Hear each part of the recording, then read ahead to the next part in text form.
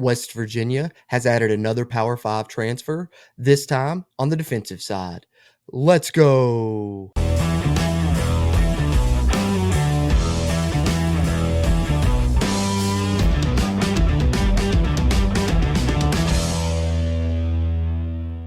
What's going on, Mountaineer Nation? Jordan Cruz back here with the Country Roads webcast. And before I get into this video, just want to give you guys a quick reminder. If you would do us a favor, hit that thumbs up button, give us a like on this video.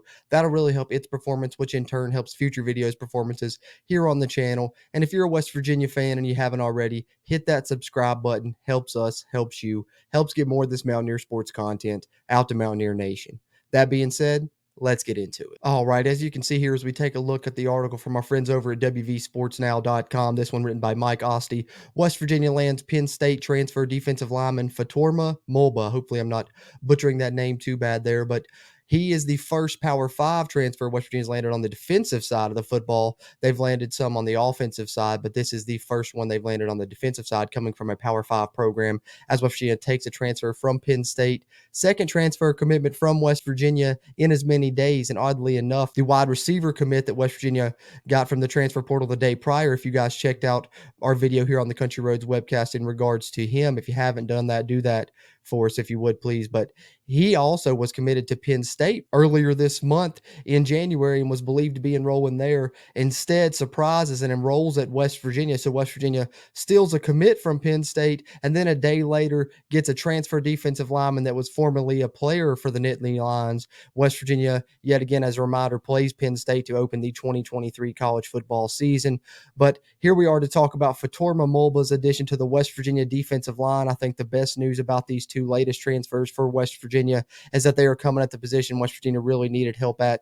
We talked about it this offseason. The positions of need for West Virginia to go get guys in the transfer portal were certainly defensive back, wide receiver, and defensive line, probably in that descending order. But West Virginia appears to have addressed all of those already, and they're certainly not done in the transfer portal yet. You'll see some more additions coming after spring football, I'm sure. But here, looking at Fatorma Mulbah, as you can see, his announcement there on Twitter as he shared the graphic, as well as saying locked in at WVU football. And if you want to follow him on Twitter there, you see his handle there at Mulbah_55. And what I really like about this one is that he has 3 years of eligibility remaining. Love getting transfers with multiple years left. And I think that's something we've seen the staff do here recently. And that's a good tactic for them to use, I feel like, because once a player transfers once, they can't transfer again without having to sit out unless they become a post-grad transfer after graduating from that program. So they've been doing that. We've seen here recently, last year, bringing in guys like Zakai Lawton and Mike Lockhart, who I think will contribute on the defensive line this upcoming season for the Mountaineers. And I think you get another guy from a Power 5 program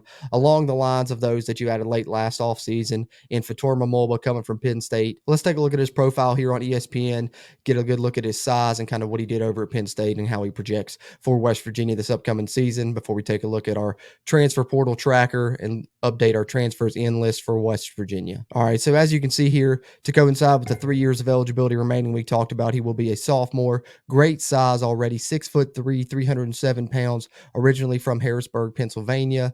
Defensive tackle over at Penn State, so I think at West Virginia he likely could fill in at that nose tackle position, but he certainly will play one of the two tackle spots for West Virginia in the future. Looking at the last time he played for Penn State, which was in 2021, did have 2 solo tackles that season, so, was very young at that time, was a role player, but he was believed to be, very raw and a developmental guy that was really going to develop into a great player. And he decides to transfer away to try and get some more playing time sooner to try and develop into that player. And he's coming to West Virginia to try and do so. So I think here at West Virginia this season, you may see him have a similar role to what the aforementioned Zakai Lawton and Mike Lockhart had for West Virginia last season. But either way, I think this is a great pickup for West Virginia, who really needs depth along the defensive line, specifically at the tackle spots. And you bring in 2 different guys to compete there at the nose tackle spot, one coming from Division II and Tennessee State, and the other one here coming from a Power 5 level and Fatorma Mulbah, and let those guys battle it out to help you out in the 2023 season. So that being said, let's take a look at West Virginia's transfers in thus far in the offseason as Mulbah becomes the 8th transfer in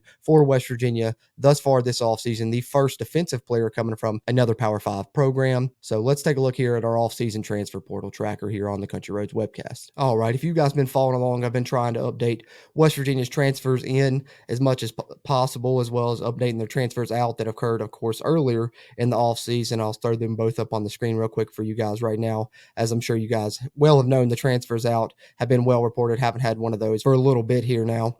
But transfers in for West Virginia, like I said, it was 7 prior to the addition of Fatorma Mulbah, who becomes the 8th addition for West Virginia via the transfer portal this offseason to help this upcoming season for the Mountaineers, as they had to fill some holes. I think they've done a good job filling the positions of need as we stroll down here to our transfer targets that I've been trying to keep up with for West Virginia this offseason. Take a look at those if you haven't been following along. It's been updated some throughout. The list a little bit minimal now, but I think after spring football, you'll see, of course, more offers go out and more targets come for West Virginia. Still some guys you'd like to see them go after, but now we can take Fatorma Mulbah, the Penn State defensive tackle, and move him here from the transfer target list and up to the transfer in list for West Virginia. Like I said, as he becomes the 8th transfer addition for the Mountaineers in this offseason as they continue to try and fill holes among that defense, certainly, as well as in the wide receiver room and other positions of need. But certainly the defensive line was one of those, right up there with wide receiver and defensive back. But like I said, I think they've done a good job filling those.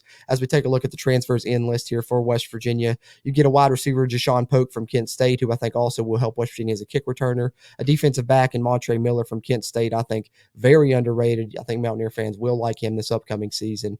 A tight end in Cole Taylor, as you really need help at that position. 6'7" passing target. I think you got a great run blocker and more of a fullback type body in Traylon Davis there now, and then a taller pass catching guy in Cole Taylor.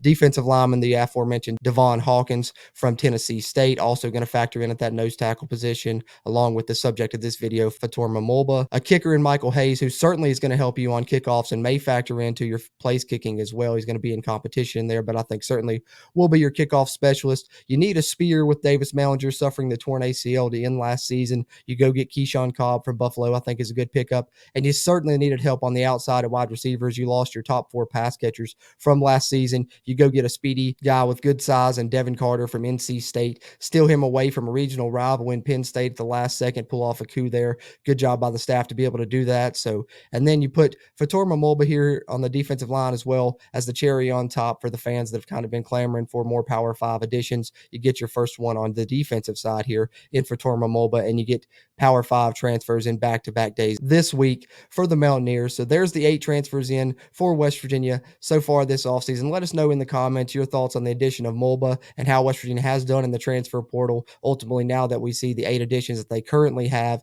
and who knows, they may add some more after spring. I certainly expect them to. I think they could add 3 to 5 more players still yet via the transfer portal. We'll see what happens. But what do you guys think?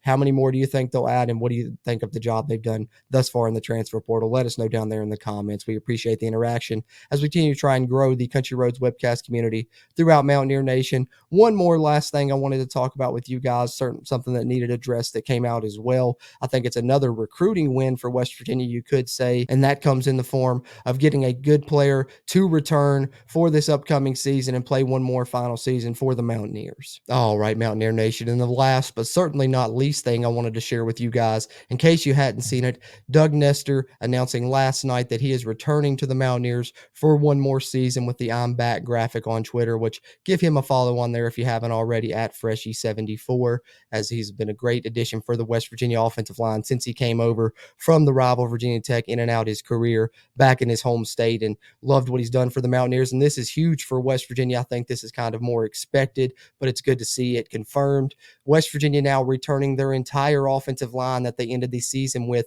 in 2022, and that's great. We saw how good they did in the run game at times in the 2022 season, despite how they struggled overall as a team. I think that's the one thing that was a silver lining, is a great running back room and great run blocking, and you get all of those guys back at the end of the season for West Virginia when you got wins over the 2 Oklahoma schools doing a run-heavy offense, and I think we're going to see a bit of a switch for West Virginia offensively. Check out our video here on the Country Roads webcast. I'll put a little card for it right here for you to click on if you haven't checked that out already, to prove that West Virginia's offense is going to change a little bit in 2023. But having said that, you get your left tackle back in Wyatt Milam. You get your new left guard back in Thomas Remick, who ended the year as a freshman All-American, West Virginia's 3rd year in a row having one of those. And then at center, you get, of course, Zach Frazier back, who the coaching staff believes is one of the best players in the country, and they've said that they think he's the best center in the country as well. Then, of course, at right guard now, you get Doug Nestor back, and then at right tackle, you still have both Jaquay Hubbard and Brandon Yates there for the Mountaineers. So West West Virginia has experience along the offensive line, and hopefully we'll have a good rushing attack.